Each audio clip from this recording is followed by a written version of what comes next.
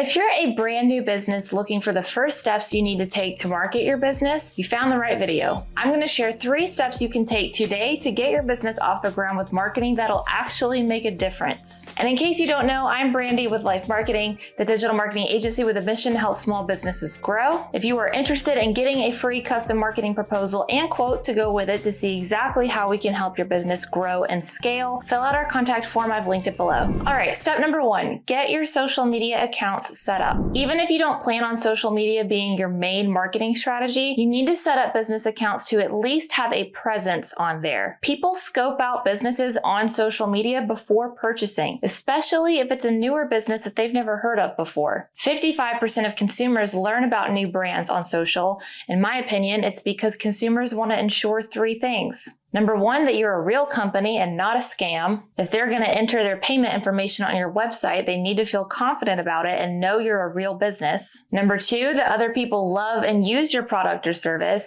They want to see social proof and feel validated in their desire to purchase what you're selling. And the 3rd reason someone might look up your business on social media is because they have a question. One of the biggest perks of social media to consumers is their ability to have direct access to a company. This is where engagement becomes a little bit more than a vanity number. Comments and DMs become important in encouraging a follower down the sales funnel to a customer. 78% of consumers are willing to buy from a company after having a positive experience with them on social. So you want to make sure your presence on social media is active and current, but you don't want to stretch yourself thin across every social media platform there is. You'll want to research the platforms to see which one your target audience spends the most time on, pick 1 or 2, and invest your efforts there to start. If you need help in that research and deciding which platforms make the most sense for your business, check out this video next, linked below.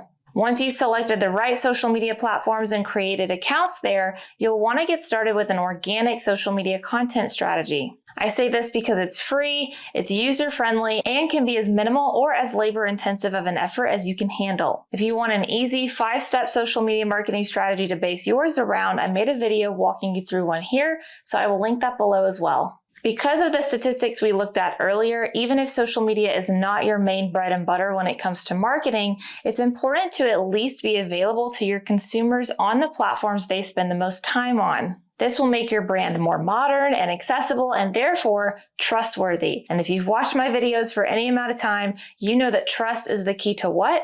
Sales. All right, step number 2 is to determine your advertising budget. Organic content like posting on social media is free and great, but you don't get as much reach as you do when you pay a platform to promote your content. So you'll need to determine how much you can dedicate to ad spend. And if you need help calculating your marketing budget, Sean shows you how to do that here. And I also have an updated marketing budget video coming out soon, so make sure you subscribe for that. From there, you'll need to determine which channel you want to advertise on, social media or Google. I have a full video comparing the 2 if you want to watch it next, but the short version is this. If the nature of your product or service is one where people Google it when they need it, you need to be on Google. If it's something that people don't really search for or look up on Google, or maybe it's not a necessity, then social media ads are probably the better route. On Google, ads are shown to people based on the keywords they're searching. You, the advertiser, enter in the words you want your ads to appear for when someone types it into the Google search bar. On social media, ads are shown to people based on the target audience you select that you want the ad shown to. So think about the nature of your offerings and which route would make more sense for you. Once you've made a decision, we have a Google advertising playlist as well as a social media advertising playlist with plenty of tutorials in each. So you can go through and watch the videos you need to get started. And the last thing I want to mention in this step 2 before we move on is influencer marketing. You can spend your ad budget on influencers as an alternative to ad platforms like Google or Facebook. Influencers, who are social media personalities with followers that explicitly trust their purchase recommendations, will promote your product to their thousands and thousands of followers in exchange for compensation. So you'll want to choose an influencer that's affordable and has a follower base that aligns with your target demographic, but it can be a very fruitful partnership when done right. So I'll link this playlist below too if you are interested in exploring that route. So you've got a social media presence set up, you're starting to drive some traffic to your website via Google ads, Facebook ads, influencers, or a combination combination of the three. The last thing you need to do now is to set up retargeting. Around 97% of visitors that leave never return to a website, which means you're losing out on 97% of your website traffic unless you retarget them. Retargeting, also sometimes called remarketing, just means that you're putting content or ads in front of people who have already heard of your business before. They've had a touch point with your brand in some way, be it website traffic, social media video views like Reel views or TikTok views, social media engagement, add to carts, or it can also include conversions, people who have bought from you before, if the nature of your business warrants repeat buyers. The point is, you don't want to spend all this time and effort marketing your brand only to lose out on 97% of traffic at the bottom of the funnel. Capitalize on your efforts and retarget them with social media or Google ads. Now, yes, this does mean whatever budget you set aside in step 2,